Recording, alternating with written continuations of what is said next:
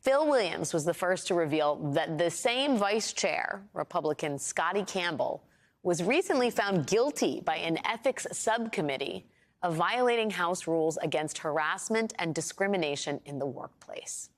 According to that local reporting, the Republicans' victim, an intern, said Scotty Campbell would consistently harass the intern for information about her sex life. The intern said that Mr. Campbell allegedly told her he fantasized about her and another intern in lewd acts. She also claims he grabbed her around her neck, making her recoil and feel sick. This situation escalated to a degree that the intern says she had to move out of the building where both she and the Republican had apartments in order to feel safe again.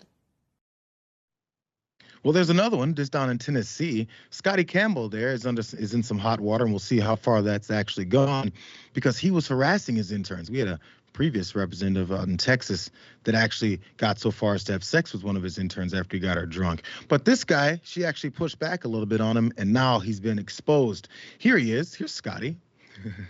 It's one of my favorite pictures.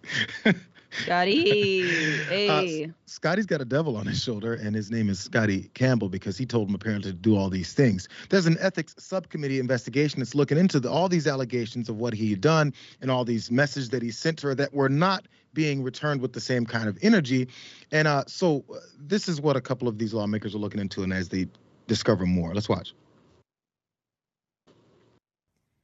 When confronted about these allegations by our local reporter, Republican Scotty Campbell claimed that the behavior in question consisted of, quote, consensual adult conversations.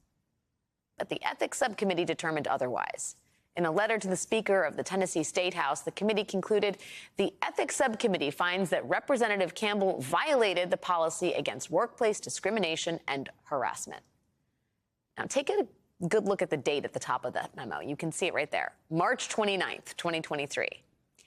That means that when lawmakers voted to oust two Democrats on April 6th, it was well known, at least to the Speaker of the Tennessee State House, that a Republican also violated some pretty serious House rules. And yet the Republican faced zero public consequences. That would be one of the problems happening here, because as they could see what was going on with Scotty Campbell, they then kicked out those representatives that were causing a ruckus over gun control measures that just weren't being listened to. The constituents that were pushing for it were being ignored.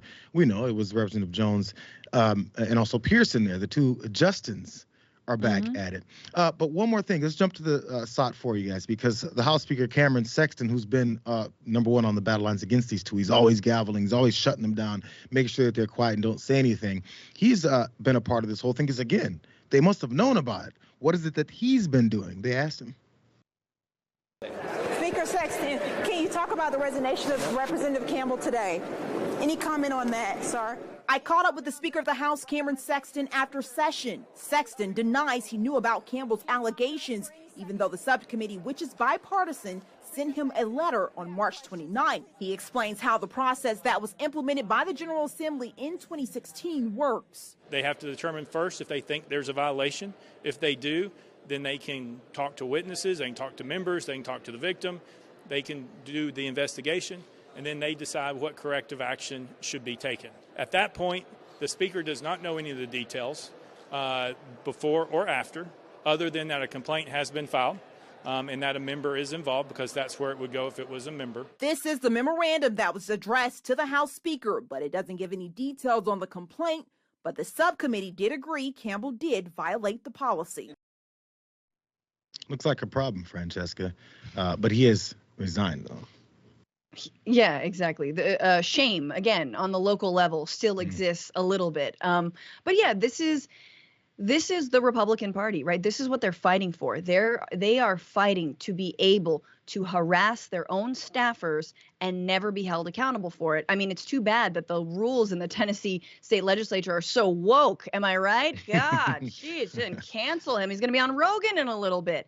But, and then, of course, if there are two young black lawmakers who are talking about an issue that the majority of people, in the wake of a heinous mass shooting, the majority of people want addressed, oh, no, throw them out completely.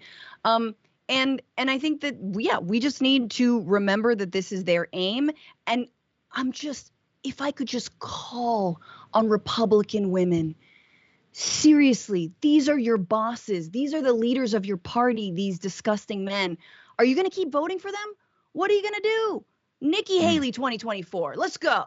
It's something. This gives some kind of indication that they're tired of this, but it'll continue to go on and on and on. There's one other part about this, because look, we've done these first two stories about one who, this guy basically bribed his intern into having sex with him. And in this case, the harassment was crazy. You guys should look at this full interview. When that local reporter that they mentioned there in the MSNBC clip went and talked to this guy on the streets, it was the most uncomfortable 5 minutes of my life I've probably watched someone else have to go through. But he was trying to avoid it. If it wasn't local news, I'd run the whole damn thing for this block. But no, the questions, he brought up the quotes, some of the things that he said, and he was asking, so do you want to have an opportunity to talk about? I think she's lying is all he could really say. It's quite uncomfortable. But again, I want to bring up one part about this, because remember maybe a week or two ago, AOC was talking in general about how women are treated, the harassment that comes their way. And there was this a full Twitter thread in response. Many women saying, yeah, when I was 13, this happened. When I was 15, this happened. When I was 12, this happened. Because one of these pages was like, BS.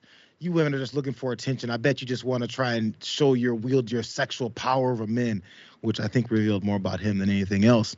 But this is one of those cases when you keep seeing these types of guys in positions of power, specifically going over their interns for sex or harassment in the second case. Why wouldn't you believe it? It happens to so many folks. Believe me, someone it has happened to, if not yourself. I just don't know why they don't see the proof that's right in front of them. It's that important to own the libs, which they continue to own themselves.